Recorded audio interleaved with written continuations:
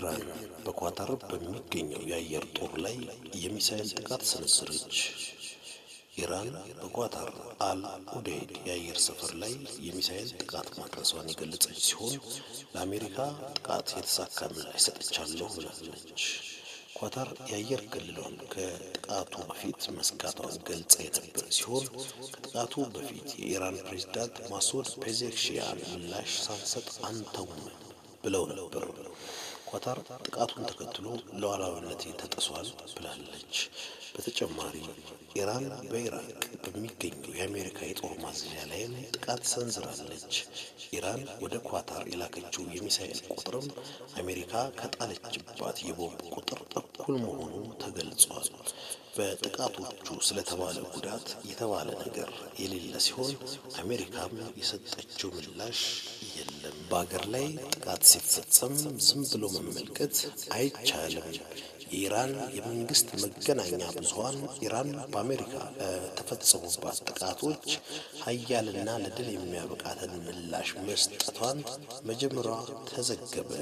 በመንግስት የሚመራው ታስኒም የዜና ማሰራጫ እንዳለው የኢራን አብዮታዊ ጥበቃ በኳታርና በኢራቅ በሚገኙ የአሜሪካ የጦር ሰፈሮች ላይ የሚሳኤል ጥቃቶችን ከፍቷል። በአገር ላይ ጥቃት ሲፈጸም ዝም ብሎ መመልከት አይቻልም ብለዋል አብዮታዊ ዘቡ። ጨምሮም በጥቃቱ ኢራን ለዋይት ሀውስና ለአጋሮቻቸው ያስተላለፈችው መልእክት ግልጽ ነው ብለዋል። ኢራን በሉዓላዊነቷ በግዛት አንድነቷና በደህንነቷ ላይ የተፈጸመባትን ጥቃት በምንም አይነት ሁኔታ ዝም ብላ እንደማትመለከትም ገልጿል። ኢራን ስላጠቃችው በኳታር የአሜሪካ የጦር ሰፈር ምን ይታወቃል? የተወሰኑ ሀሳቦችን እንደሚከተለው አቀርባለሁ። አንደኛ፣ የአሜሪካ ጦር ሰፈር አል ኡደይድ የሚባል ሲሆን ከዶሃ አቅራቢያ የሚገኝ ነው።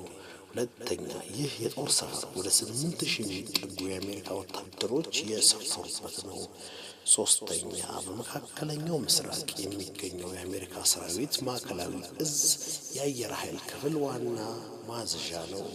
አራተኛ፣ አቡ ናህላ በሚል መጠሪያ በሚታወቀው በዚህ ጦር ሰፈር ውስጥ የብሪታንያ ወታደሮች እየተፈራረቁ ለአገልግሎት ይቆያሉ። አምስተኛ፣ በባህረ ሰላጤው አካባቢ ረጅሙ የአውሮፕላን መንደርደሪያ ሜዳ ያለው ይህ የጦር ሰፈር በአሁኑ ወቅት አሜሪካ በኢራቅ ውስጥ ለምታካሂደው ወታደራዊ ተልዕኮ ዋና ማዘዣና የአቅርቦት ማዕከል ነው። ስድስተኛ፣ ኳታር አሜሪካ የአል ኡደይዳ ጦር ሰፈርን እንድትጠቀምበት የፈቀደችው ከ25 ዓመት በፊት ነው። ሁለቱ አገራት ስምምነት ተፈራርሞ ጦር ሰፈሩ በአሜሪካ እጅ ከገባ በኋላ ኳታር በይፋ በግዛቷ ውስጥ የአሜሪካ ወታደሮች እንዲሰፍሩ እውቅና ሰጥታለች። አድማጭ ተመልካቾቻችን መረጃውን ያቀበልናችሁ ከቢቢሲ ላይ በመመልከት ነው።